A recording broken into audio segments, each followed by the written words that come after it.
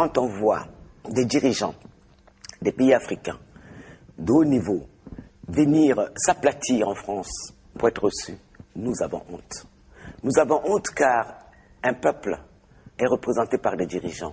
Et si ces dirigeants n'ont pas de respect pour eux-mêmes, on ne peut pas respecter ce peuple-là. Nous avons vu récemment des exemples à La Rochelle où des dirigeants africains ont été capables de fabriquer des invitations, des fausses invitations, pour pouvoir pénétrer. Vous parlez là du groupe des Gabonais qui ont été... Notamment, soi-disant qu'ils étaient invités, alors qu'ils ne l'étaient pas. Je veux dire qu'il s'agit là d'actes méprisables, mais qui portent atteinte à la dignité de tout le peuple. Et nous appelons ces dirigeants à avoir un peu plus de dignité. Au moins, nous les appelons à avoir de la dignité parce que ces dirigeants africains ne sont pas là pour séduire la France, mais sont là pour séduire leur peuple. Oui, mais justement, c'est très très bien de le dire, que vous interpellez ces dirigeants africains à pouvoir avoir un peu de dignité quant à leur statut vis-à-vis de la France. Mais toujours est-il qu'un certain nombre de dirigeants en Afrique, comme nous le savons, et surtout pour ce qui est de l'Afrique francophone, sont là parce que la France y est pour beaucoup. Alors que le peuple n'a pas très souvent son mot à dire, ça il faut le dire très clairement. Les peuples ont souvent les dirigeants qu'ils méritent aussi par ailleurs. Je ne vois pas la France en train d'imposer un dirigeant si tout le peuple se lève contre ce dirigeant-là. Il y a quelque part chez les Africains aussi un manque d'esprit sacrificiel qui permet aux peuples, aux nations de se bâtir. Il n'y a pas de nation bâtie, construite, solide, sans le sens du sacrifice. Ce n'est pas à la France à aller faire la politique à l'intérieur des pays africains. Il appartient aux Africains eux-mêmes de le faire. Je ne connais pas un dirigeant qui pourrait tenir s'il avait 1 million d'hommes dans les rues.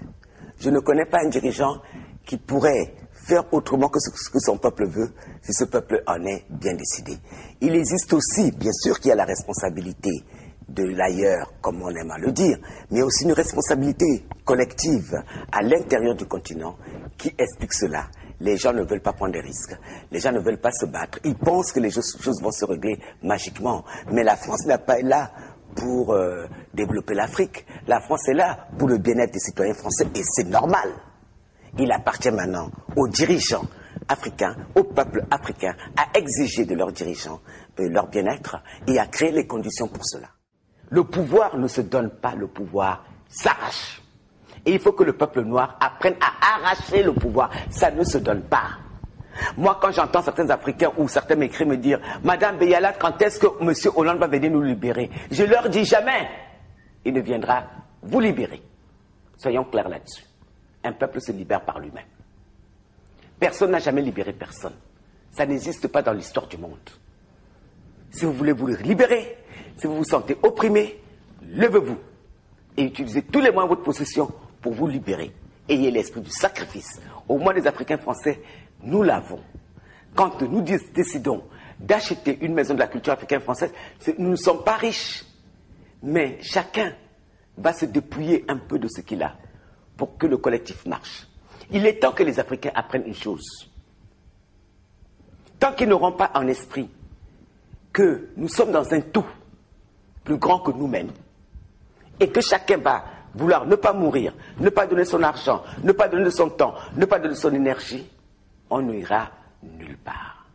Et ce n'est de la faute de personne d'autre que de la faute de nous-mêmes.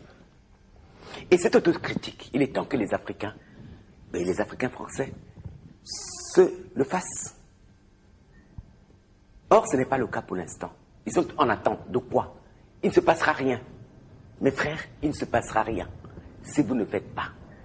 Parce que moi, si je suis opprimé, je me lève. Quand je crée le collectif Égalité, à l'époque pour réclamer des places pour les Noirs, c'est parce que je sentais j'étais opprimé et que mes frères étaient opprimés. Donc, je me lève. Et je prends des risques. Et des risques, on peut même jusqu'à aller se faire tuer. Il faut accepter le principe sacrificiel. Les nations occidentales se sont créées sur la base de ce sacrifice. Même la France aujourd'hui, s'il n'y avait pas eu des hommes, des femmes, des enfants qui ont sacrifié leur vie en faisant leur révolution, la révolution française, on n'en serait pas là. S'il n'y avait pas eu la commune, on n'en serait pas là. Le sacrifice fait partie du processus de la construction des identités des nations. Nous, on ne veut pas le faire. On demande aux autres de le faire. Pendant des années, j'ai vu, on n'avait pas de maison de la culture. Les Africains français ont passé leur temps à aller demander qu'on le leur construise. Mais personne ne va te construire ta maison. Tu dois te la construire ta maison. Ils réclament qu'on aille libérer l'Afrique, mais personne n'ira libérer l'Afrique. Les Africains libéreront l'Afrique eux-mêmes s'ils le veulent. Pas en parlant, mais en agissant. Parce que ça fait des décennies qu'on les entend parler.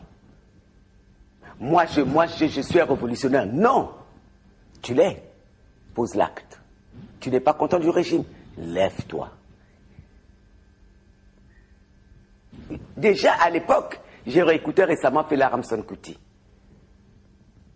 Tout ce que je dis là, il le disait déjà, ça veut dire que c'est un comportement chez nous récurrent. Le refus du sacrifice. Donc on ne bâtira jamais de nation tant qu'on ne l'aura pas. Tout le monde veut arriver à Dieu, mais personne ne veut mourir. Tout le monde va arriver à Dieu, personne ne veut mourir. Et c'est très spécifique à notre culture. Et c'est ça qui est dommage. Et ce n'est pas seulement au niveau du sacrifice physique, mais même de l'argent.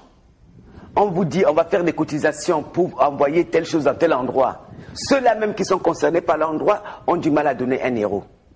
Bon Dieu. Comment voulez-vous avancer? Le peuple Tutsi nous avait donné un exemple en 1994, 95, 96. Ils étaient maltraités, ils avaient subi un génocide. Qu'est-ce qu'ils ont fait? Tous les Tutsis du monde, je vous le signale, étaient obligés de donner, je crois, le tiers de leur salaire comme don à la révolution. Et ils l'ont tous fait, enfants comme adultes, vieux comme jeunes, hommes comme femmes. Et Kagame se battait au front. Là, j'entends des gens, oh, on est en train de nous tuer et nous, on n'est pas contents. Et ils marchent. Mais marcher. Mais marcher, c'est thérapeutique, certes. Mais ce n'est pas comme ça que l'histoire des peuples change. L'histoire des peuples change par le sens du sacrifice.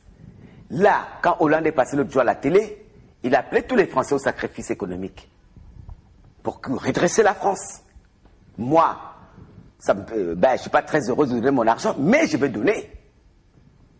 Parce qu'à des moments précis de l'histoire, tout le monde doit faire le geste nécessaire. S'il faut donner un enfant, on donne l'enfant. S'il faut donner de l'argent, on donne l'argent. Quand vous dites ici, il faut donner un enfant, on donne l'enfant, c'est-à-dire? Pendant la Révolution, c'est ce qui s'est passé. Il y a des gamins qui sont allés pour qu'on ait la République d'aujourd'hui, qui sont allés mourir pour ça. On meurt pour ces idées, il faut avoir le sens du sacrifice.